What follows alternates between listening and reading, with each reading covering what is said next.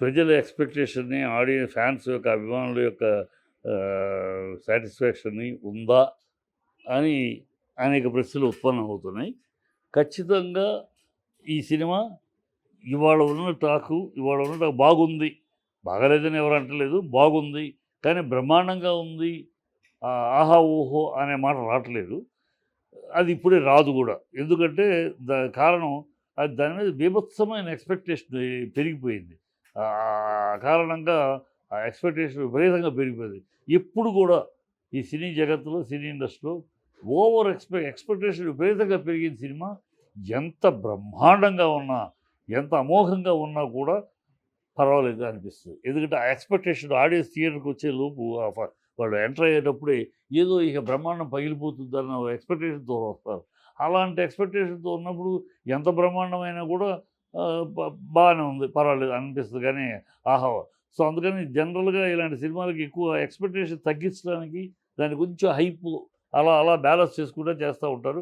అందుకని ఇక్కడ కూడా ఫంక్షన్స్ విషయంలో బయట చేయకుండా ఇక్కడే చేద్దాం అనుకున్నారు. మరి బయటైతే లక్షల మంది జనాలు ఇదైపోద్ది కనుక లిమిటెడ్‌గా ఇక్కడ థియేటర్‌లు ఇన్‌సైడ్ ఆడిటోరియంలో చేద్దాము. ఇట్లా ప్లాన్ చేశారా దాన్ని ఓవర్ హైప్ కాకుండా ఉండాలని ట్రైలర్స్‌లో కూడా ఒక మోస్తరుగా సినిమాలో ఉన్న హైలైట్స్ అన్నీ ఆ ట్రైలర్‌లో పెట్టకుండా మామూలు బాగుంది అనిపించేటట్టు. ఎందుకంటే హైప్ ఎక్కువ అవ్వకూడదు. హైప్ ఎక్కువైన సినిమా చాలా గొప్ప సినిమాలు కూడా హైప్ ఎక్కువ అవ్వటం వల్ల దెబ్బతిన్న సందర్భాలు ఉన్నాయి. ప్రజలు ఫస్ట్ వచ్చే టాకే కదా! ఫస్ట్ వచ్చే టాక్ కనుక ఇబ్బంది అయితే అదే అవుద్ది. అందువల్లే అనుకున్నారు. అయినా సరే హైప్ రావడం వల్ల ఇవాళ ఆ సినిమా బాగుంది, పర్వాలేదు, బాగుంది అంటున్నారు తప్పితే నిజంగా దాంట్లో ఉన్న ఎక్స్ట్రార్డినరీ మేకింగ్ గాని, దాంట్లో ఉన్న ఎక్స్ట్రార్డినరీ పెర్ఫార్మన్స్ గాని, దాంట్లో ఉన్న ఎక్స్ట్రార్డినరీ ట్విస్టులు గాని మాట్లాడట్లా. బయటికి రాడు. అయన్నీ వస్తాయి. మండే ఈ 2, 3 రోజులు ఈ హడావిడి అయిపోయినాక 2, 3 నుంచి జనరల్‌కొస్తది.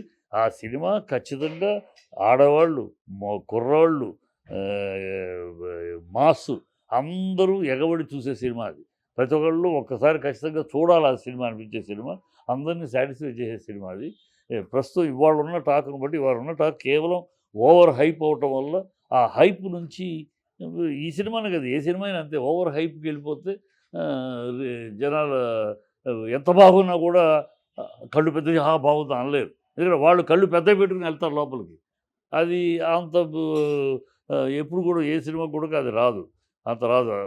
మామూలుగా వెళ్ళినప్పుడు దాని గొప్పతనం మనకి బాగా ఎక్స్‌ప్రెస్ అవుద్ది గానీ, మనమే ఓవర్ ఎక్స్‌పెక్టేషన్‌తో వెళ్తే మనకి ఎంత బాగున్నా కూడా మామూలు అనిపిస్తది.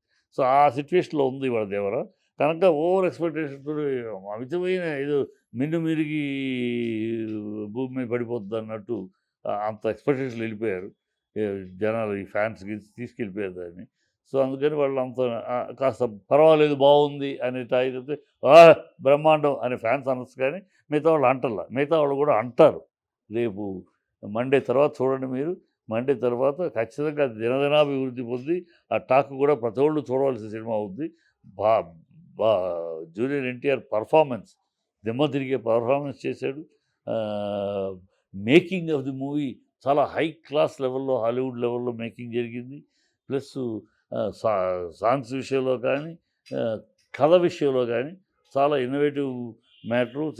ఇన్నోవేటివ్‌గా సస్పెన్స్ మెయింటైన్ చేస్తూ చివరిలో ఆ సీక్రెసీ రివీల్ చేయటం చాలా గొప్ప ట్రీట్మెంట్‌లకి సీక్వెన్స్‌కెళ్ళింది. కనుక ఇది రాబోయే రోజుల్లో ఇంకా రోజు రోజు దినదిన ప్రవర్ధమానమై అన్నట్టు ప్రకాశవంతమైన వె గొప్ప వెలుగును చూసే సినిమా అవుద్ది.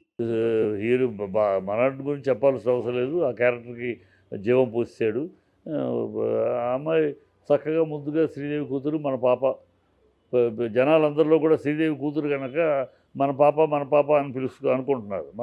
మన శ్రీదేవి అంటే మన బిడ్డ. మన ఈ గడ్డలో పుట్టి దేశాన్ని ఏలిన బిడ్డ గనక మన శ్రీదేవి పాప అని మన పాప నిజంగా అందరూ మన పాప అనుకుంటే అందరికీ నచ్చే విధంగా చక్కగా ముద్దుగా, ముచ్చటగా ఉంది. సైఫ్ అలీ ఖాన్ కానీ, మిగతా పాత్రలు కానీ ఎవరు వాళ్ళ పాత్రకు తగిన న్యాయం, వాళ్ళ పాత్రలు తగిన పెర్ఫార్మెన్స్ చేశారు. ఎక్కడ ఈ సరిగ్గా కొరటాల శివలో డైరెక్షన్‌లో మనం అయన్నీ స ఎ ఎక్స్‌పెక్ట్ చేయొచ్చు. ఎందుకంటే కొరటాల శివ ఏ క్యారెక్టర్‌నైనా, ఏ ఆర్టిస్ట్‌ని పెట్టినా ఆ క్యారెక్టరైజేషన్‌లోకి తీసుకెళ్తాడు. మామూలుగా మీరు ఆర్టిస్టులు కనపడనివ్వడు. ఆ క్యారెక్టర్‌లోకి తీసుకెళ్తాడు. తన డైరెక్షన్ స్టైలే అది. మీరు ఈ 'శ్రీమంతుడు' చూస్తే 'శ్రీమంతుడులో' మహేష్ కనపడు. ఆ పాత్ర కనపడుద్ది. ఆహ్, ఏ సినిమా చూడండి. ఏ సినిమా అయినా కొరటాల శివ పాత్ర కనపడదు. ఆ పాత్రలోకి ఆర్టిస్ట్‌ని దింపేస్తాడు.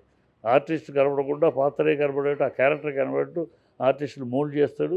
అందుకని అంత సినిమాలన్నీ కూడా అంత న్యాచురల్‌గా గుండెలకు హత్తుకునే ప్రేక్షకుల గుండెలు హత్తుకుని పెద్ద హిట్‌లవుతాయి. ఇది కూడా అంతే. ప్రతి ఆర్టిస్ట్‌ని చక్కగా మోల్డ్ చేశాడు. చక్కగా వాళ్ళెవరు ఈ వేషానికి ఇంకోళ్ళైతే బాగుండేది. ఈ క్యారెక్టర్ ఇంకోళ్ళైతే బాగుండేది అనిపించలా. ఆడియన్స్ ఎవరి క్యారెక్టర్ వాళ్ళు బ్రహ్మాండంగా చేశారు. సో, మ్యూజిక్కు బాగుంది. మ్యూజిక్కు ఓ 2 అన్ని బ్యాక్‌గ్రౌండ్ స్కోర్ ఇంకా చాలా బాగుంది. బ్యాక్‌గ్రౌండ్ స్కోర్ అసలు అనిరుద్ బ్రహ్మాండంగా ఎక్కడికో తీసుకెళ్ళిపోయాడు. హాలీవుడ్‌కి తీసుకెళ్ళిపోయాడు. సో, ఆల్ యాంగిల్స్‌లో బ్ర బ్రహ్మాండంగా ఉంది. పార్ట్ 2 కూడా ఉంది గనక దీంట్లో కథ ఆగాల్సిన చోట ఆగిద్ది. పార్ట్ 2 కాకుండా ఒకే పార్ట్ అయితే ఇక్కడే ఫినిషింగ్ వచ్చేది. ఇంకా దిమ్మ తిరిగిపోయేదేమో. కానీ ఇప్పుడు పార్ట్ 2 కూడా ఉంటే ఎక్కడ ఆపాలో అక్కడ ఆపారు. ఆ ఎక్స్‌పెక్టేషన్స్ రెండో పార్ట్ కోసం ఎక్స్‌పెక్టేషన్ ఉంచడం కోసం. ఖచ్చితంగా ఎక్కడా బోర్ లేదు. ఎక్కడా విసుగు లేదు. ఎక్కడ ఈ సీన్ ఎందుకు అనిపించలేదు. ఎక్కడ ఆహ్, ఏం కథ ఇది అనిపించలేదు. ఎక్కడ ఏంటి ఈ ఫైటు అనిపించలేదు. సో, ప్రతి పార్టు, ప్రతి frame of the movie is interesting and occupying our mind. So, ఖచ్చితంగా పెద్ద హిట్ అవుతుంది.